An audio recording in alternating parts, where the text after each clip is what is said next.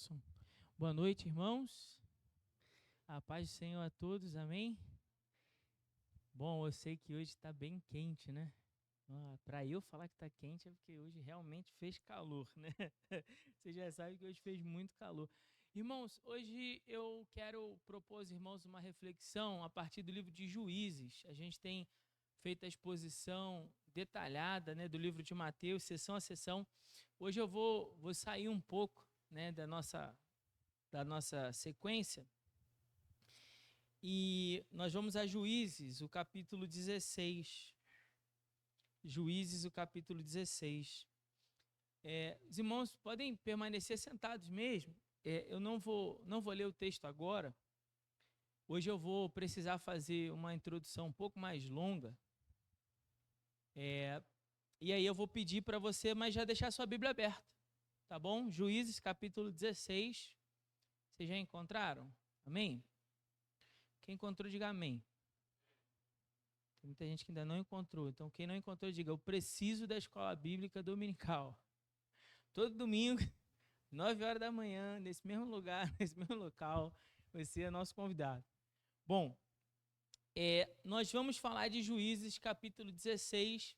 Mas, como eu disse, hoje eu vou precisar fazer uma introdução um pouco mais longa, porque eu quero responder uma pergunta que talvez seja curiosidade sua, tá? Então pode deixar o texto aberto aí, mas preste atenção aqui em mim para você não perder nada.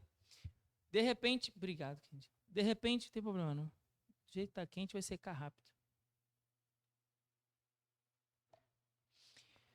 De repente, sempre foi curiosidade sua e você nunca teve a oportunidade de satisfazer essa curiosidade.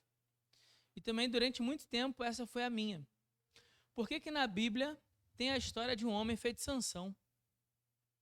Para pensar um pouco sobre isso. Sansão, né, você já ouviu muitas histórias, por exemplo, do Hércules, né? Na mitologia grega, o filho de Zeus, que tinha uma força sobre-humana. Mas você sabe que os gregos plagiaram esse negócio, né? Ele começa muito antes na história desse homem que aparece na Bíblia, desse juiz, uma espécie de líder tribal que aparece na Bíblia chamado Sansão. Então, o que você vê e que nós temos acesso, né, no Ocidente, pela cultura ocidental da mitologia grega, nada mais é do que uma tentativa, né, de reproduzir no meio dos gregos um homem que, de fato, existiu na história. Ele está aqui entre os livros históricos de Israel. Então, é um relato verídico que aparece na Bíblia. Mas a pergunta ainda fica, isso não responde à pergunta: por que um homem feito Sansão? Um homem com força sobre-humana. Pensa por um momento isso. Não há na Bíblia nenhum relato de algum outro homem, de algum outro herói que tenha tido uma força tão grande como Sansão. Mas por que essa história está aqui? Como é que essa história ela se relaciona com a história maior que a Bíblia conta? Por que aparece no meio da história maior que a Bíblia conta uma história menor de um personagem que tem uma força sobre-humana? Você já se perguntou isso? De repente não, né? Mas às vezes eu fico perguntando algumas coisas para Deus e eu cheguei a uma conclusão, mas para poder construir um raciocínio com você, hoje a gente vai ter que fazer a gente vai ter que percorrer um longo caminho. Então eu peço, por favor, que você preste bastante atenção em mim para você não perder nada, tá bom? Eu vou acelerar a partir de agora para que você possa, para que a gente tenha chance, né, no nosso tempo de cobrir todo um território aqui grande a respeito dessa história. E aí eu vou precisar muito que você se concentre. Mas eu tenho certeza que no final vai valer a pena. Você vai conseguir tirar boas lições desse texto junto comigo aqui hoje. Tá bom? Então, primeiro de tudo, vamos entender o livro de Juízes. O que trata o livro de Juízes? Antes da gente entrar em uma das histórias desse livro. Tá certo? Então, primeiro a gente vai pensar na história como um todo. O que o livro de Juízes trata? A partir da morte de Josué, e o livro começa com a morte de Josué, o relato da história dos juízes, né, que são essas espécies de líderes tribais que haviam em Israel, é um retrato do declínio do povo de Deus. Após a morte de Josué, Josué convoca o povo, no final do seu livro, Josué convoca o povo a servir e amar a Deus, mas eles o abandonam, eles abandonam o Senhor. E quando entra no livro de Juízes, nós percebemos que há um declínio moral em Israel, há um declínio espiritual em Israel. Israel entra numa ideia de ladeira abaixo o tempo todo. A cada dia mais eles vão se corrompendo, a cada dia mais eles vão negando aos mandamentos do Senhor, vão desrespeitando a lei de Deus, vão se misturando aos povos cananeus que ainda haviam sobrado ali na terra. Vão se misturando, vão se dando em casamento, vão casando com as filhas deles, vão praticando o culto que eles praticavam, adorando outros deuses. Ao invés de seguirem ao Senhor, de obedecerem seus mandamentos, Israel caminha a passos largos para distante de Deus. Ao invés de continuarem amando o Senhor, servindo a Deus de todo o coração, o povo de Deus se desvia. O povo de Deus se desvia. E esse é um retrato do livro de Juízes. O retrato de um povo que abandonou os caminhos do Senhor, um retrato de um povo onde a verdade, a máxima que se repete ao longo do livro é: cada um fazia o que lhe parecia certo. Vou repetir: cada um fazia o que lhe parecia certo. Preste bem atenção nisso, porque essa expressão é a chave para a gente entender a história de Sansão. Vou repetir mais uma vez: cada um fazia o que lhe parecia ser certo. O que lhe parecia certo. Então, o que é certo? O que eu acho que é certo. Sabe aquela história de você tem que seguir o seu coração? Sabe, se você sente no seu coração que deve fazer, vai lá e faz. Sabe essa história que a gente ouve por aí? Então, essa é a máxima que se repete no livro de Juízes. Agora, para prejuízo daquele próprio povo, do povo de Deus. Por quê? Porque o povo de Deus havia sido orientado pelo próprio Deus de que o certo era que eles temessem o Senhor e andassem nos seus mandamentos. Então, o que é certo? Certo é o que a palavra de Deus nos diz que é certo. O que nós devemos fazer? Amar ao Senhor e obedecer aos seus mandamentos. O que os nossos líderes, Moisés e depois Josué, nos convocaram a fazer? A seguirmos ao Senhor, amá-lo de todo o coração e obedecer aos seus mandamentos. Mas aí no livro de Juízes uma máxima se repete: cada um fazia o que lhe parecia ser certo. Teu coração está dizendo para fazer, vai lá e faz. Então, o autor constrói o livro nessa dinâmica onde o povo de Israel abandona os caminhos do Senhor e vai fazer o que seu coração deseja. Guarde isso, vai fazer o que seu coração deseja. No que eles vão procurar seguir os seus próprios caminhos, acontece uma coisa: o seu pecado faz com que Deus se ira sobre Israel, e então Deus permite que nações vizinhas os oprimam. Então Israel peca, Deus manda outras nações virem e oprimirem Israel. Então Israel, no meio do seu sofrimento, vai ao arrependimento, clama a Deus por misericórdia. Deus, então, envia um juiz, levanta um líder no meio do povo para conduzir o povo à libertação. E depois da paz, o povo volta a pecar. E no que o povo volta a pecar, Deus volta a permitir que alguma nação estrangeira os oprima. E aí eles se arrependem de novo, vão buscar Deus, Deus levanta um juiz, o juiz liberta, e aí eles pecam de novo, e assim vai. Então, o livro de Juízes é uma espécie de espiral descendente.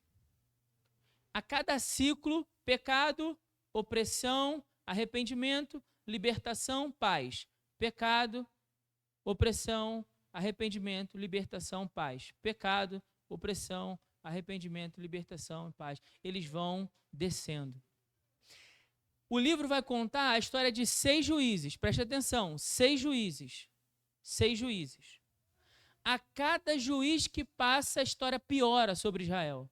A cada juiz que passa, o estado de Israel piora na sua degradação moral, no seu abandono espiritual, no seu caminho de seguir os seus próprios desejos a cada juiz. Pergunta de prova: Sansão é qual desses 6? O que você acha? Você tem 6 chances de acertar aí. Sansão é o último. Ele é o último desses 6. Agora, a gente está construindo um raciocínio juntos, amém? Vocês estão comigo? Então pense, se a cada ciclo desse, a situação em Israel vai piorando, e eu estou dizendo para você que a Bíblia nos conta que Sansão é o último, ele está dizendo que Sansão é o pior desses juízes. Deu para entender? Ele é o pior. De todos os que vieram, ele é quem mais seguiu o seu próprio caminho, ele é quem mais seguiu o que seu coração parecia certo. E assim vai. Então, dessa forma, Sansão é de longe o pior dos juízes. Se você achava que Sansão era uma espécie de herói, você achava que Sansão era um Hércules judeu, né? Um homem com força sobrenatural, filho dos deuses, e aí por isso ele é um herói, feito as histórias no filme do Hércules. Não. Sansão nem de longe é um herói. Nem de longe ele é um herói.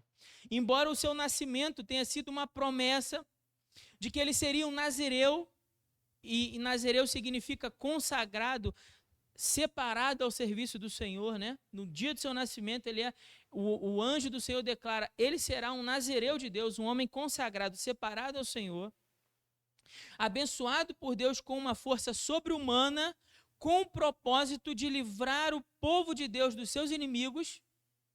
Então, o nascimento de Sansão é uma resposta de Deus. Deus decide abençoar a nação de Israel, dando àquela criança, abençoando aquela criança com uma força sobre-humana, para que então esse líder forte pudesse libertar Israel dos seus inimigos. Sansão se torna um homem extremamente desobediente às leis de Deus, com uma vida marcada por violência, e violência nesse caso não é violência em prol da libertação do seu povo, mas uma violência estritamente voltada para a vingança, ou seja, satisfação do seu próprio desejo. Uma vida marcada por promiscuidade. Sansão tem um desejo exagerado por prostitutas. Sansão cria relacionamentos com mulheres dos filisteus, coisa que a lei do Senhor determinava que ele não fizesse. Sansão é arrogante. Sansão não aceita conselho. Sansão não aceita orientação. Nem a orientação dos seus pais Sansão dá ouvido. Na realidade, tudo começa aí. O declínio de Sansão começa justamente no fato de não ter dado ouvidos à voz dos seus pais. Durante toda a sua vida, Sansão fazia o que lhe parecia certo, ignorando completamente os mandamentos do Senhor. A história começa no capítulo 13, então, desse livro, se depois você quiser ler em casa com mais cuidado, é curtinho, 13, 14, 15, 16. A história de Sansão está ali, começando no capítulo 13, falando dessa promessa do milagre, dessa promessa dessa criança que vai nascer para libertar o povo de Israel, mas já no capítulo 14, ele já toma uma primeira decisão, ele vai casar. Aí na hora de casar, ele escolhe uma mulher dos inimigos. Aí seus pais dizem para ele, Sansão, não faz isso, será que não tem mulher entre o povo de Israel? Ele diz, não, eu quero aquela. Porque Sansão faz o que lhe parece ser certo. Sansão é um homem guiado pelos próprios desejos. Bom, agora sim fica mais fácil a gente compreender o final dessa história que a gente vai ler. A gente vai ler o capítulo 16. À medida em que a gente for lendo, vou explicando. Hoje a gente vai fazer uma exposição um pouco diferente. A gente vai fazendo por cada sessão que o texto apresenta. Então, acompanha, por favor, na sua Bíblia. Capítulo 16, a primeira sessão do capítulo é bem curtinha. Ela vai do 1 até o verso 3, que é quando Sansão se expõe à tentação. Veja o que diz. Juízes 16, 1. Sansão foi a Gaza, viu ali uma prostituta e passou a noite com ela. E disseram os gazitas, Sansão entrou aqui.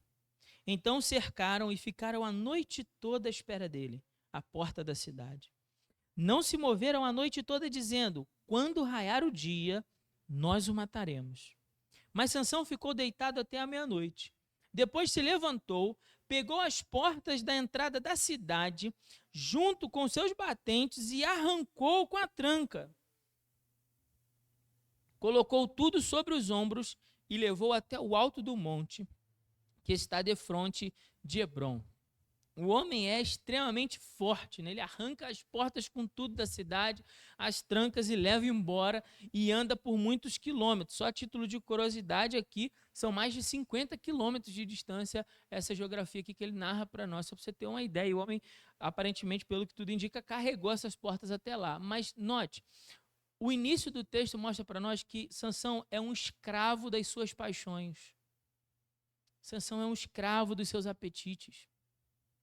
Sansão se expõe à tentação deliberadamente, pela sua própria vontade. Tudo indica que ele não foi até Gaza atrás de uma aventura sexual, não é esse o ponto. Mas ao estar lá, Sansão se expõe àquilo, mesmo sabendo que pela lei do seu Deus aquilo era errado.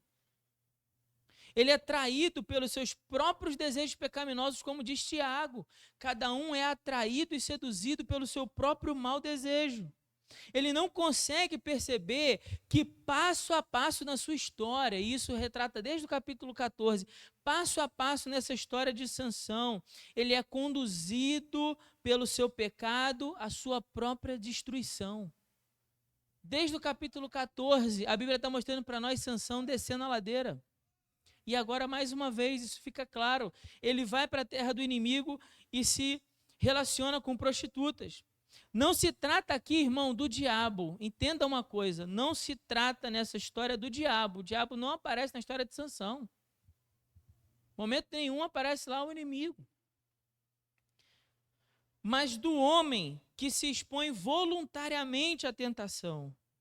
Do homem que se tornou refém de si mesmo. Do homem que se tornou um inimigo para si mesmo. Você consegue perceber isso? Você consegue entender o que eu estou te dizendo? Sansão é um guerreiro forte, corajoso, valente, dotado de um dom sobrenatural, uma força sobre-humana. Mas Sansão é inimigo dele mesmo. Sansão é um escravo das suas próprias paixões, dos seus próprios apetites. Sansão é um inimigo terrível para si. E não cabe aqui falarmos do diabo. O diabo não tem parte nessa história de Sansão. O que acontece nessa história de Sansão é que dia após dia ele está sendo conduzido e atraído passo a passo para a sua própria destruição. Então veja, a primeira sessão do capítulo 16 já começa mostrando para nós como Sansão ele não tem cuidado de si mesmo, ele se expõe às tentações.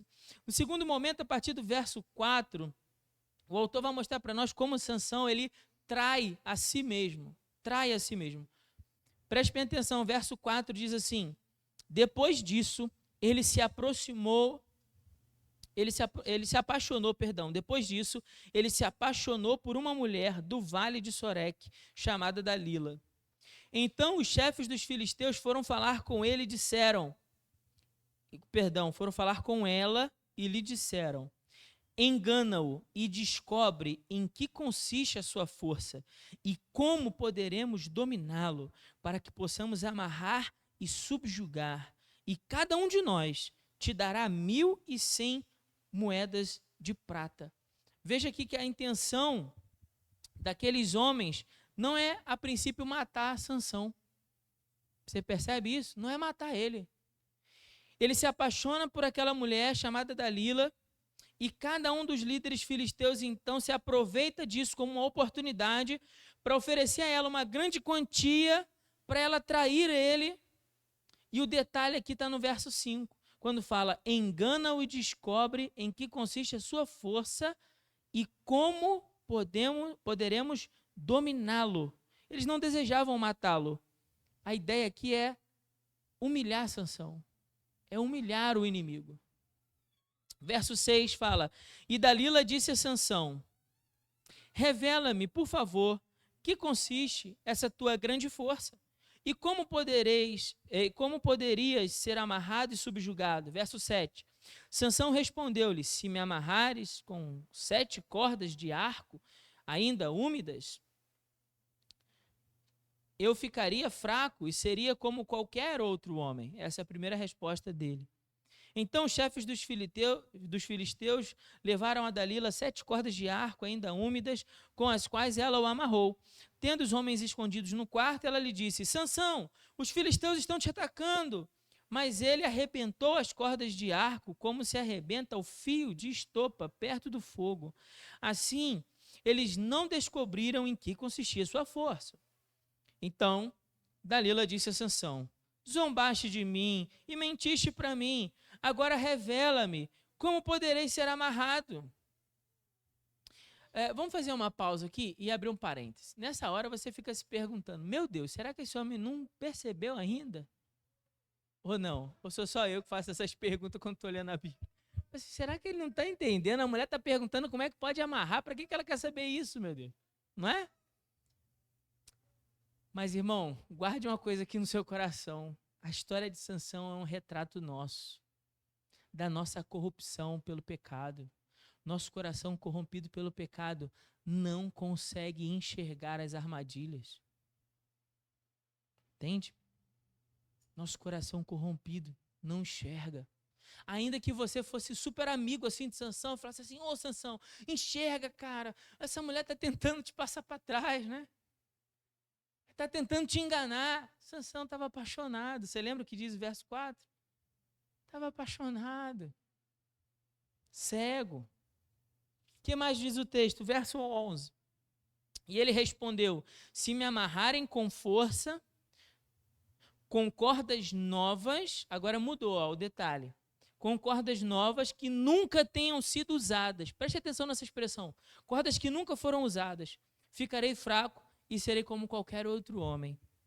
Então Dalila pegou cordas novas e amarrou com elas. Tendo novamente os homens escondidos no quarto, ele disse: Sansão, ela disse: Sansão, os filisteus estão te atacando. Mas ele as arrebentou com os braços como se arrebenta um fio. E Dalila disse a Sansão: até agora zombaste de mim e mentiste para mim. Agora revela-me como poderias ser amarrado. E ele disse: olha a resposta dele, essa é a terceira resposta.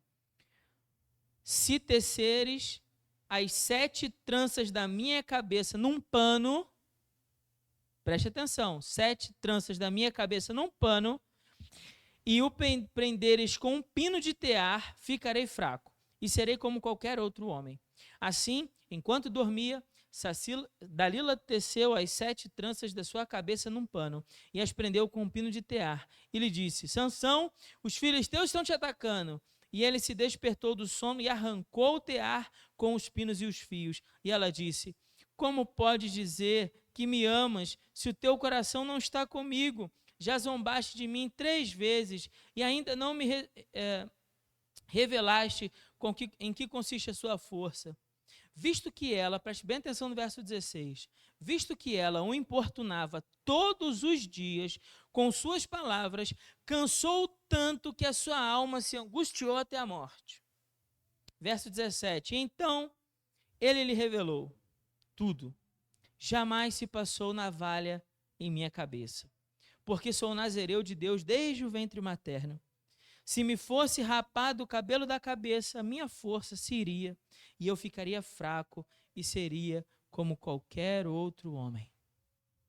Bom, Sansão deveria ter percebido a armadilha, não é? Ele deveria ter fugido como fez José. Primeiro sinal de perigo, deu no pé. Sansão não. Porque embora Sansão tivesse muita força física, ele era um homem dominado pelos seus desejos. Ele achou que a sua força moral fosse suficiente para resistir às investidas sucessivas de Dalila. Mas ele estava enganado. A cada nova tentativa, ela chegava mais perto. Você percebeu isso? Depois você dá uma olhadinha com calma no verso 7, 11, 13, 16 e 17 em casa. Por quê? Primeiro, ele fala dos fios lá de arco. Depois ele fala assim, corda nova. Já mudou, mas falou de algo novo. Depois ele muda e na terceira resposta, lá no verso 13, ele começa a colocar os fios no meio da mentira dele. Ele fala assim, não, as minhas tranças, se você prender as minhas tranças, olha como é que está chegando mais perto. Agora já está no cabelo. E aí na quarta resposta ele entrega. Passo a passo, Sansão foi caminhando para o abismo sem perceber. Cada passo, a cada resposta nova que ele dava, ele não percebia uma coisa muito importante nesse texto. Sansão traiu a si mesmo. Ele não foi traído por Dalila.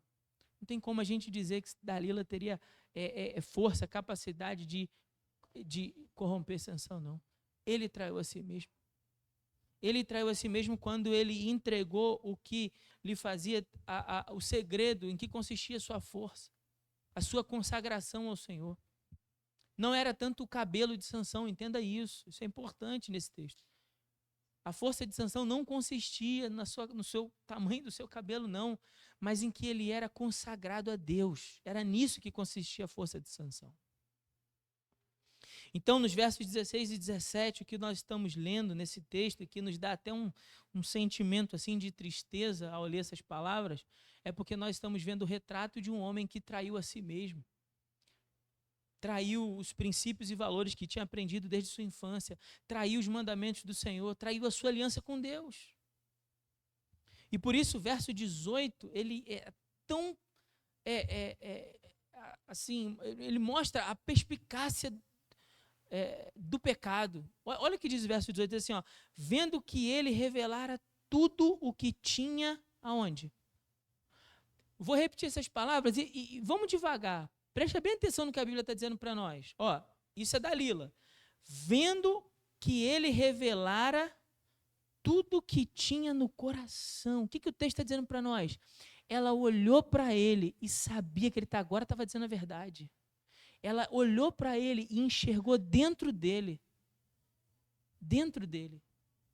E aí fala assim, ó, Dalila mandou chamar os chefes dos filisteus, dizendo, subi mais uma vez, porque agora me abriu todo o coração.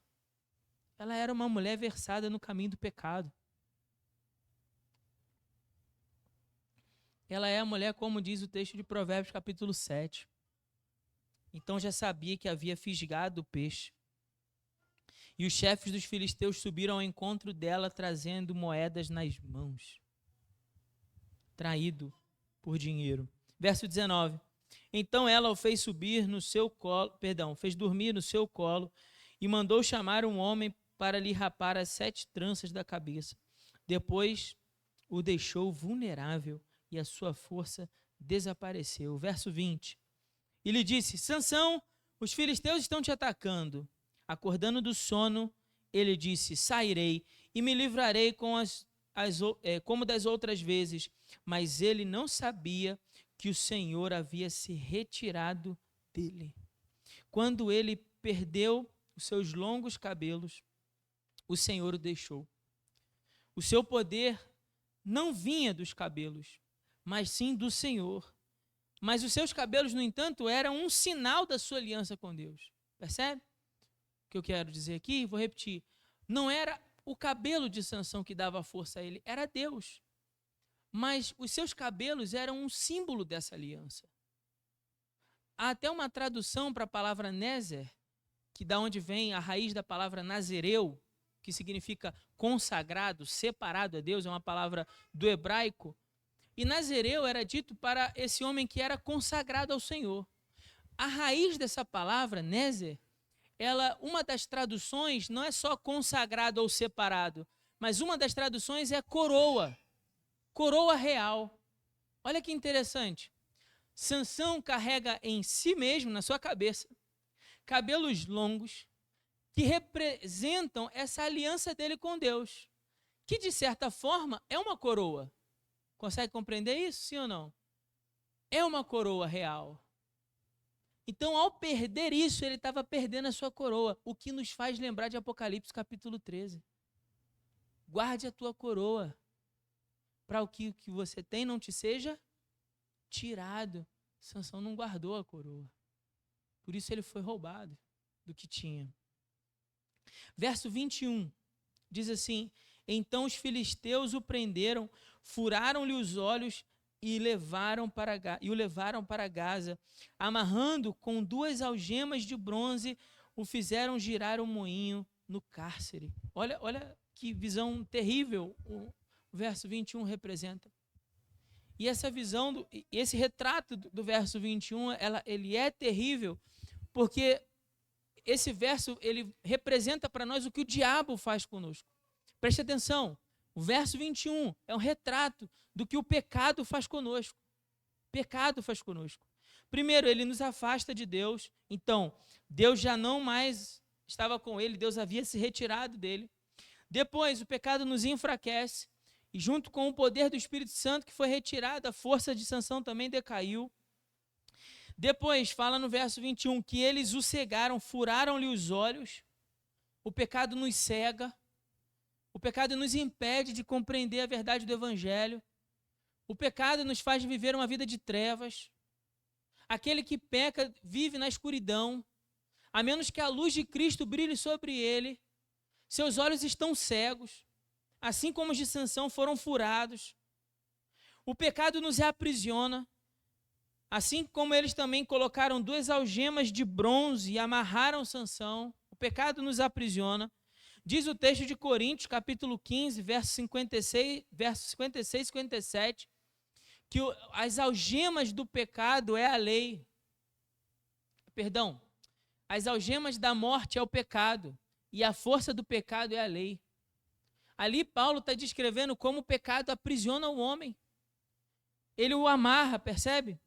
Ele o amarra e o mantém escravizado. Verso 21, o final dele fala assim, ele então fizeram girar um moinho. Aqui essa ideia de que Sansão foi escravizado. Ele agora está sendo forçado a trabalhar, girando o moinho.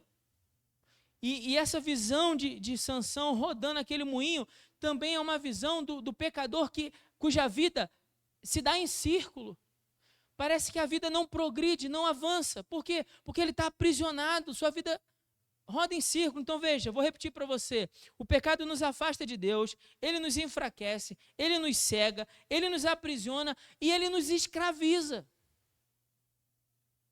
Por isso o pecado é terrível e por isso a visão de Sansão nesse relato é tão terrível. A queda e a autodestruição de Sansão foi um resultado de se afastar do Deus que o amava. Você consegue ver isso? A queda, a autodestruição de Sansão foi resultado de quê, pastor? De ter se afastado de Deus.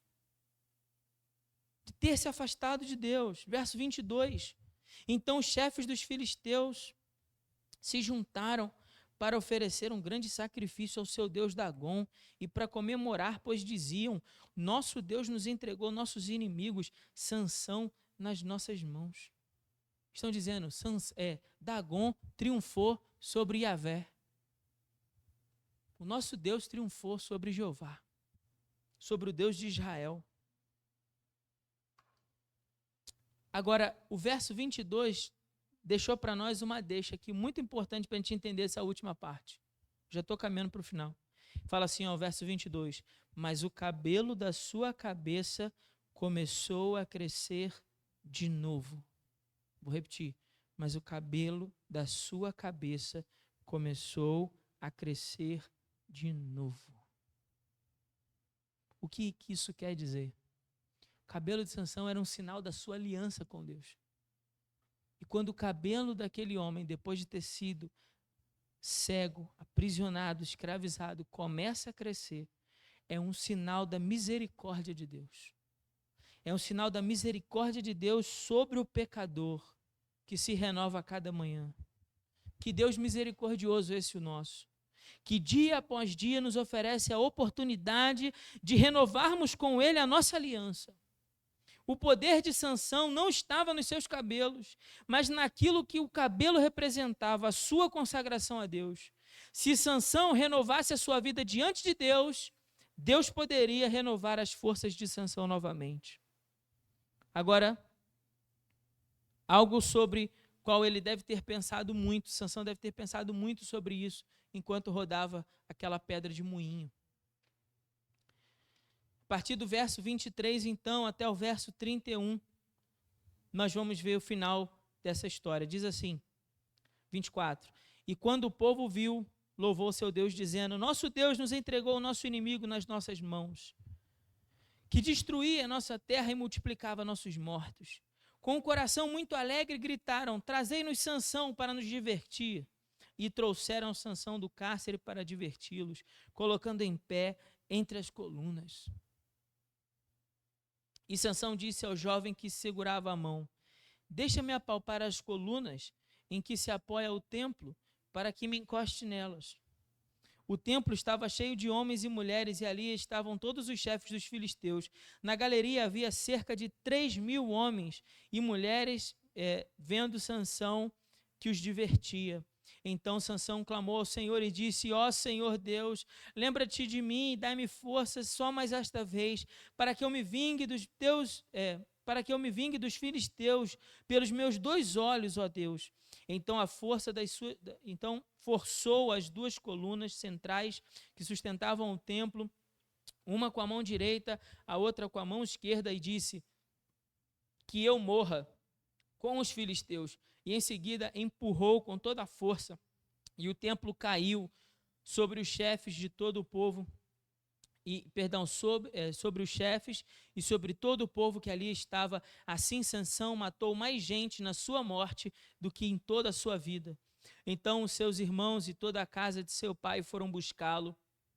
Eles o levaram e o sepultaram entre Zorá e Estaol, no túmulo de seu pai Manoá. Sansão foi juiz de Israel durante 20 anos. Assim termina a história de Sansão. Um triste fim para o servo de Deus. Mesmo tendo nascido num lar piedoso, terminou a sua vida humilhado pelos seus inimigos.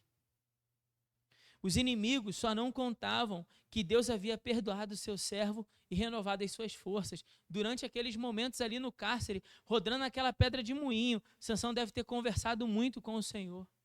Sansão deve ter colocado diante de Deus o seu pecado e o seu erro. Sansão deve ter compreendido ali que todo o mal que tinha vindo sobre ele era fruto da sua própria desobediência. E nos versos 26 e 27, nós vemos aqui o quanto Sansão é astuto. Ele se faz de fraco. Ele se faz de fraco e pede para o moço que o carregava: deixa eu apalpar as colunas do templo. Provavelmente, em algum momento da sua peregrinação pela terra dos filisteus, Sansão já tinha visto aquele templo, já tinha reparado na sua construção. É por isso que mesmo cego ele pede para ficar perto das colunas. Ele está tramando algo aqui contra os seus inimigos. Mas é bom que se diga que Sansão não deve ser visto como um herói mesmo na sua morte, porque no final, ainda assim, a sua oração é movida pelo desejo de vingança e não pelo desejo de honrar a Deus. Por isso, nem na morte, Sansão pode ser visto por nós como um herói. Bom, qual é a grande ideia desse texto? O que o autor está tentando ensinar para nós? Depois de tudo isso que você ouviu. Por mais forte que um homem seja fisicamente, vou repetir, por mais forte que um homem seja fisicamente, ele nunca será capaz de resistir ao pecado por si mesmo. Nunca. E isso responde à nossa pergunta no início desse sermão. Como é que pode a história de um homem com força sobrenatural estar na Bíblia? Qual a relação da história de Sansão com a história maior do Evangelho de Cristo? É para mostrar para mim e para você que nem com toda a força física que talvez você tenha, você é capaz de resistir ao pecado. Nem com toda a convicção moral que você tenha, você será capaz de resistir ao pecado. Pastor, então o que será de mim? Estamos perdidos então, pastor. Não. Não estamos perdidos porque temos um Salvador. Sansão era forte, mas Jesus foi muito mais forte que Sansão para carregar aquela cruz por amor de mim e de você. Jesus carregou a cruz que Sansão não conseguiria carregar. Nem com toda a força que ele tinha. Sansão não seria capaz de carregar. Mas tem uma resposta que o autor de Juízes deseja de nós.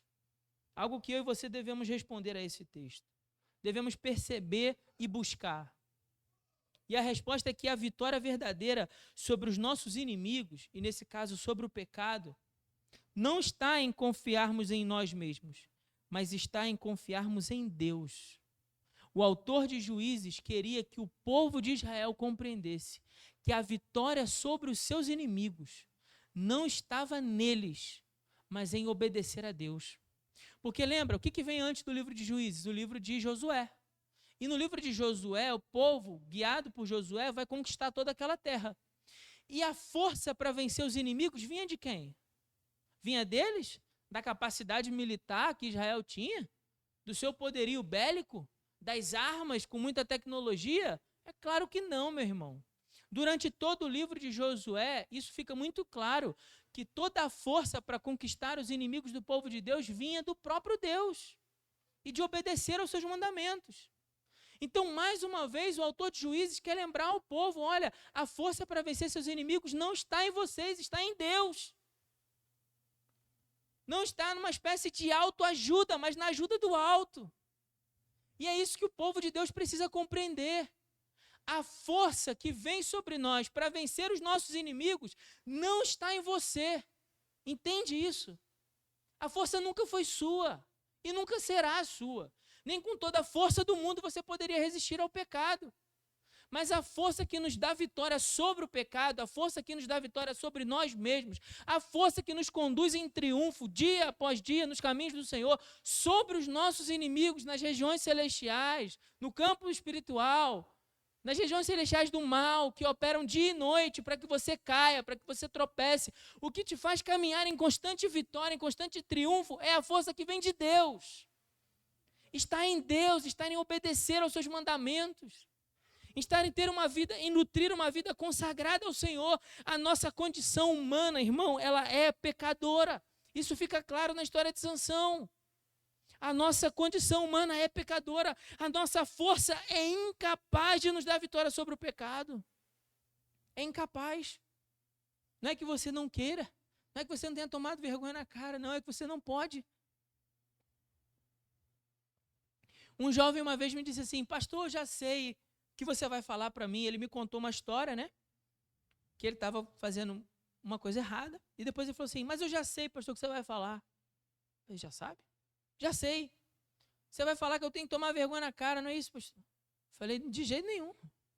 Aí ele se assustou, deu um passo para trás. Falei, se eu te disser isso, eu vou estar dizendo para você que você, de alguma forma, tem força para vencer. E aí eu estou te dizendo duas coisas erradas. A primeira é que se você não consegue e eu consigo, eu sou melhor do que você. E isso está errado. Eu não sou melhor do que você. E a segunda coisa errada que eu vou estar te dizendo é que se eu disser que você pode, eu estou dizendo para você que o que Cristo fez na cruz foi inútil. Não precisava Cristo ter morrido naquela cruz. Você consegue dar conta dos seus próprios problemas, não é assim? Não, claro que não é assim. De jeito nenhum, pastor. Eu não dou conta de mim mesmo, pastor. Não é assim? A verdade não é essa? Que nós olhamos para o homem, para a mulher que se apresenta diante de nós no espelho e reconhecemos que não temos força, que a nossa natureza é corrompida, totalmente depravada, nosso coração é inclinado para o mal. Somente a graça de Deus revelada em Cristo pode nos salvar. Se reconhecemos que a nossa força é incapaz, então louvado seja Deus, porque em Cristo Jesus temos um Salvador. Temos alguém que teve força para vencer. Temos alguém em Cristo que venceu as tentações e que pode nos dar poder sobre as tentações, que pode nos livrar do mal. Falamos disso aqui há pouco tempo na igreja. Somente Cristo pode nos livrar de nós mesmos. Só Cristo pode nos livrar de nós mesmos. Somente Cristo pode nos dar uma nova natureza que resista ao pecado, que nos conduza a buscar as coisas que vêm do alto. Porque por mais forte que o homem seja, ou que ele ache que é, por mais forte que o homem seja, ou que ele ache que é, sem Cristo, nós estamos perdidos. Nossa força vem de Cristo. Nossa natureza para buscar a Deus vem de Cristo. É o poder do Espírito Santo que age em nós que nos conduz a Cristo. Sem Cristo, nós estamos perdidos, entenda isso. A história de Sansão é terrível porque ela é um retrato do que o pecado faz conosco. E ela tem que ser terrível para nos alertar que nem com toda a força que você tenha, você pode vencê-lo. Por isso eu e você devemos nos submeter a Cristo. Devemos nos submeter diante de Cristo. E dizer, Cristo, eu não tenho forças. Pai, eu não tenho força. Meu coração é totalmente corrompido. Meu coração tende ao pecado. A minha mente pensa coisas que eu sei que entristecem teu coração. Minha boca diz coisas que não deveria ter dito. Eu faço coisas que não deveria fazer. Senhor, me livra de mim mesmo. Senhor, me livra de que eu não seja para mim um inimigo tão terrível como Sansão foi para ele mesmo. Quero te dar 4 lições para você levar para casa, hoje aqui ainda, além das que você já pegou. Mais 4 lições, rapidamente. Primeiro, confie inteiramente na graça de Jesus. É em Cristo que está a nossa verdadeira força e a nossa salvação. Paulo falou isso para nós lá em 2 Coríntios, capítulo 7. Aliás, perdão, 2 Coríntios, capítulo 12, do 7 ao 10. Ele fala assim, quando eu estou fraco, aí é que eu sou forte, porque o poder do Senhor se aperfeiçoa onde? Na minha fraqueza. Quando eu reconheço isso diante de Deus, então eu encontro a minha verdadeira força. Se você buscar ao Senhor e confiar inteiramente na graça do Senhor, então você terá a força necessária para vencer o pecado. Segunda, não brinque de gato e rato com o pecado. Não brinque de gato e rato. Sansão passou a vida inteira brincando de gato e rato com o pecado. E isso termina mal. Isso é uma lição muito clara nessa história. Brincar de gato e rato com o pecado termina mal. A Bíblia diz para nós lá em 1 Coríntios capítulo 10, versos de 11 a 13, que não viria sobre nós tentação, que Deus não nos daria força suficiente para escapá-la. Então não brinque, não brinque. Fuja da tentação. Fuja da tentação. Ouça o escape do Senhor.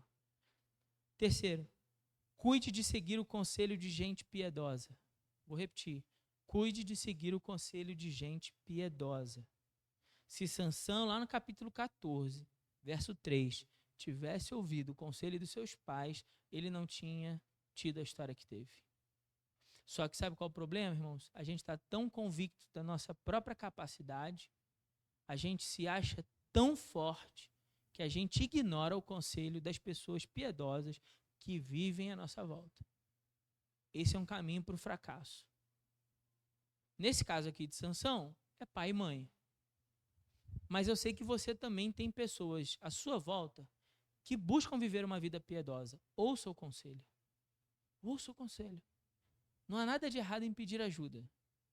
Não há nada de errado em pedir ajuda. Tudo talvez tivesse sido bem diferente se Sansão tivesse ouvido o conselho.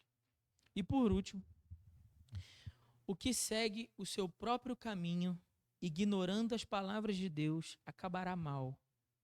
A palavra de Deus é fonte de vida, alegria e verdadeiro contentamento.